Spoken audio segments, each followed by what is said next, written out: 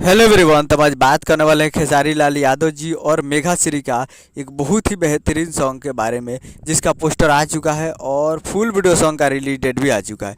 और इस गाने को लिखे हैं कृष्णा बेदर्दी जी और इसे गाए हैं खेसारी लाल यादव जी और शिल्पी राज जी। और इसमें म्यूजिक भी कृष्णा बेदर्दी जी ही दिए हैं, जो कि आपको स्क्रीन कवर दिखाई दे रहा है। जिस सॉन्ग का टाइटल रखा गया है मक्खन लगाई कि ढक्कन लगाई, जिसका टाइटल है मक्खन लगाई कि ढक्कन लगाई। और वीडियो में है खेसारी लाल यादव जी और मेघा श्री जी, फिट में है मेघा श्री जी। तो स्टार कास्ट में आपको दिखेंगे खेसारी लाल यादव जी और मेघा श्री जी। और full video song releasing on 11 अगस्त 2023 को सुबह 6 बजे फुल वीडियो सॉन्ग को रिलीज़ किया जाएगा। तो 11 अगस्त को सुबह 6 बजे तैयार रहिएगा फुल वीडियो सॉन्ग को देखने के लिए। और एक मूवी का सॉन्ग है जिस मूवी का नाम है संघर्ष 2। तो बहुत ही ज़बरदस्त मूवी है और जस्ट ये अगस्त में ही मूवी को रिलीज़ किया जा रहा है, तो इसे भी देखना ना भूलिएगा अपने सिनेमाघरों में।